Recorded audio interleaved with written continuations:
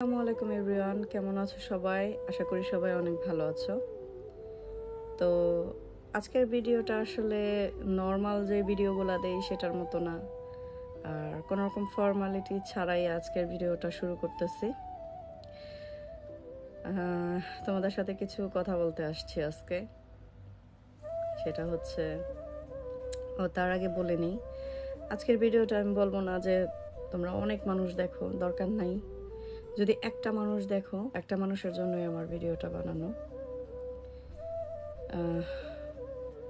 কীভাবে শুরু করব বুঝতেছি না। এখন অনেক সকাল, এই যে আমার উইন্ডোর কাছেই বাইরে পাখি ডাকতেছে। আর আমি আসলে আজকে বাংলাদেশ যাচ্ছি। এর আগে বাংলাদেশ গিয়েছিলাম 2020-এ প্রথম। লন্ডনে আসার পরে আমি বাংলাদেশ 2বার যাই, আর আজকেরটা নিয়ে 3বার। তো প্রথম যখন গেছিলাম তখন ছিল 2020, প্রায় লন্ডনে আসার 6.5 বছর পর আমি বাংলাদেশ যাই। তো সেটার কথা নাই বলি, সেটা মানে এতটা এক্সাইটমেন্ট ছিল, এতটা আনন্দ ছিল, মানে বাংলাদেশ যাওয়ার পর যে সিনগুলো আমি ওইটা মরার আগ পর্যন্ত ভুলবো না, মানে এত সুন্দর ছিল। আর 2022-এ মানে আমার বিয়ের পরে আমার হাজব্যান্ড গেছিল লন্ডন আসার পরে, প্রথম শ্বশুর বাড়িতে ও গেছিল 2022-এ। তো প্রথম যে 2020 আর 2022-এ গেলাম, তো তখন ছিল মানে বুক ভরা আনন্দ নিয়ে গেছিলাম। এত আনন্দ, এত আনন্দ ছিল। প্রত্যেকবার যাওয়ার আগে মানে এত আনন্দ, মানে এতটা এক্সাইটমেন্ট কাজ করতো। এটা মানে যারা যায় বাইরে থেকে তারা জানে। আর এবার যে বাংলাদেশ যাচ্ছি, সেটা মানে এবার বাংলাদেশ যাচ্ছি ওটার মধ্যে এতগুলা কষ্ট নিয়ে।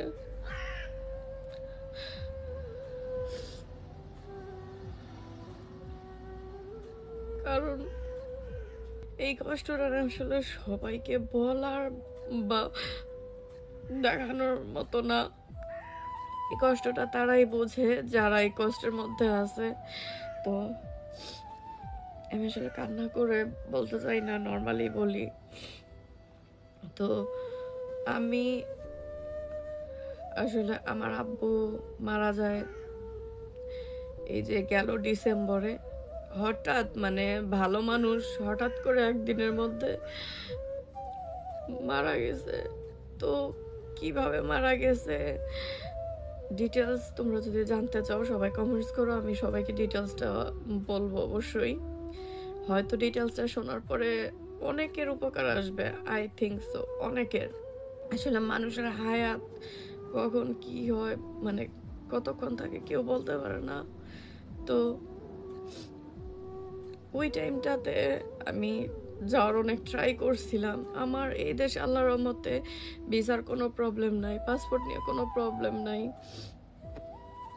এমন না যে আমার বাংলাদেশ গেলে কোনো প্রবলেম হবে, কিচ্ছু না। আমি এনি টাইম বাংলাদেশে যেতে পারি, বাংলাদেশ থেকে আসতে পারি। আমার এগুলা নিয়ে কোনো রকমের কোনো প্রবলেম নাই। তারপরও আমি যেতে পারি নাই। আমার আব্বু যখন চলে গেছে তখন আমার হাজব্যান্ড অনেকভাবে ট্রাই করছিল যে টিকিটটা কোনোভাবে যেদিন মারা গেছে সেদিন করা যায় কিনা। তো কোনোভাবেই পারে নাই। ইভেন তার যত ফ্রেন্ড ছিল, আশেপাশের এজেন্সিগুলো ছিল, পরিচিত যেগুলো আর কি, সব জায়গায় কল দেওয়া হয়েছিল যে একদিনের মধ্যে কোনোভাবে টিকিট করা যায় কিনা। তো পাইছিল 3 দিন পরে। তো 3 দিন পরে যাওয়াটা, একটা মানুষ মারা যাওয়ার পরে লাশটা রেখে দিলে তা লাশটার অনেক কষ্ট।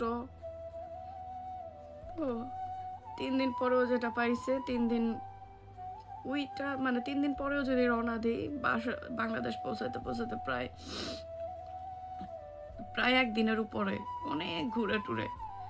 তো নিয়ারলি 5 দিন গিয়ে পড়ে। তো এই কারণে আমি আর যাই নাই। তো ইনস্ট্যান্ট তখনই টিকিট কাটছি যে আমি আর যদিও যাই 5 দিন পর্যন্ত লাস্টে রেখে দিলে অনেক কষ্ট হয়। এটা তোমরা যারা মুসলিম আছো তারা সবাই জানো এই ব্যাপারে। আর যদি যাইতামও হয়তো 2 সপ্তাহ বা 3 সপ্তাহ ম্যাক্সিমাম থাকতে পারতাম, এর বেশি না। তো পরে ভাবলাম যে ঠিক আছে আমি জুলাইতেই যাই একটু লং টাইমের জন্য। ফাইনালি চিন্তা করলাম যে জুলাইতেই যাই। আজকে দেখতে দেখতে না সেই দিনটা চলে আসছে। তো ভিডিওর মধ্যে কান্না করতে চাই না, অনেকে এটা নেগেটিভ ভাবে নিবা। আর আমার গলার ভয়েসও বেশি একটা ভালো না, ঠান্ডা ছিল অনেক, গলার অবস্থা খুব খারাপ। তো আমার যে কষ্টটা না সেটা আমি এই ধরনের ভিডিও বানাই না কখনো, কেন জানি মন চাইলো যে আজকে বানাই। একটা ফ্যামিলিতে দেখবা যে তার বাবার সাথে ফ্যামিলির বড় সন্তান, সে যদি মেয়ে হয় তার সাথে তার বাবার যে অ্যাটাচমেন্ট এটা কিরকম হয় শুধু শুধু সেই মেয়েরাই জানে। যারা আমি আমার বাবার হচ্ছে ফ্যামিলি, শুধু ছেলে মেয়ে বলে কোনো কথা নাই, আমি হচ্ছি আমার ফ্যামিলিতে আমার বাবার প্রথম সন্তান মেয়ে। আর একটা মেয়ের সাথে তার বাবার অ্যাটাচমেন্ট কেমন হয় এটা যারা তোমরা মেয়ে আসছো তারাই জানবা। আর আরেকটা বড় কষ্ট হচ্ছে যে বাইরে থাকলে এটা হচ্ছে ভাগ্য, বুঝছো?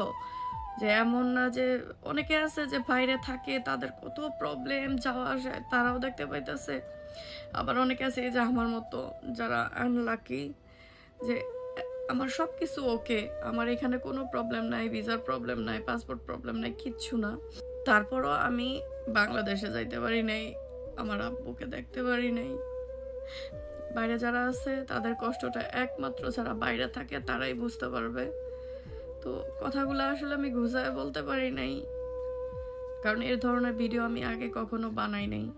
আর ভিডিওটা যখন আমি আপলোড দিব হয়তো তখন আমি প্লেনে সবার কাছে দোয়া চাওয়ার জন্য। আমি প্রতিবার বাংলাদেশে যাই, আমার না কখনো ভয় লাগে নাই, কিন্তু এইবার বাংলাদেশ যাইতেছি সবাই বলতেছে মানে ভিতরে ভয় ঢুকে গেছে। নিজের আসলে আব্বু মরার পরে আমার নিজের মৃত্যু নিয়ে বা কতদিন দুনিয়াতে বাঁচবো এইটার সম্পর্কে মানে এইটা নিয়ে আমার কোনো ধরনের ভয়ভীতি কাজ করে না।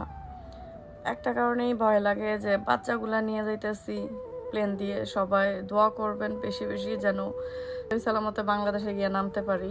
আমার আব্বুর জন্য দোয়া করো, শুধু আমার আব্বুর জন্য না, যারা এই পৃথিবী থেকে চলে গেছে আল্লাহর কাছে সবার জন্য একটু দোয়া করো। কারণ একটা মানুষ যদি আমার ভিডিও দেখে, একটা মানুষের দোয়া হয়তো কাজে লেগে যেতে পারে, এটা উপর আল্লাহ তাআলাই ভালো জানে। আমার দোয়া সবার জন্য থাকবে, জানি না আমার দোয়া আল্লাহ কবুল করবে কিনা, যদি কবুল করে আলহামদুলিল্লাহ। আর বাংলাদেশ নেমে অবশ্যই আমি সবাইকে জানাবো যে হ্যাঁ আলহামদুলিল্লাহ তোমাদের দোয়াতে আমি বাংলাদেশে গিয়ে নামছি সহি সালামতে। আল্লাহ যেন বাংলাদেশ নিয়ে সহি সালামতে নামায়। আল্লাহর কাছে আছে সবার জন্য দোয়া।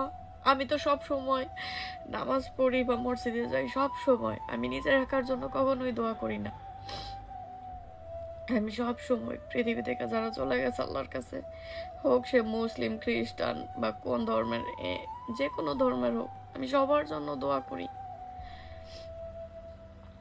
তোমরা দোয়া করো। আমাদের গিয়ে নামার পর সবাইকে জানাবো যে হ্যাঁ আলহামদুলিল্লাহ বাংলাদেশ আসছি। এই ছিল আজকের ভিডিও। তো ভিডিওটা মেক করতে আমার জানি কেমন লাগলো, কারণ এ ধরনের ভিডিও আমি কখনোই বানাই না, মানে দেই না, এই প্রথম আর কি আমার পেজ থেকে আমি এই ধরনের ভিডিও দিলাম। এই যে মানে আজকে রেডি হব, এখন সকালবেলা একটু পরে বের হব, বাকিটা আল্লাহ যেভাবে নেয় বাকিটা পথ। আল্লাহ হাফেজ, সবাই ভালো থাকো, আসসালামু আলাইকুম।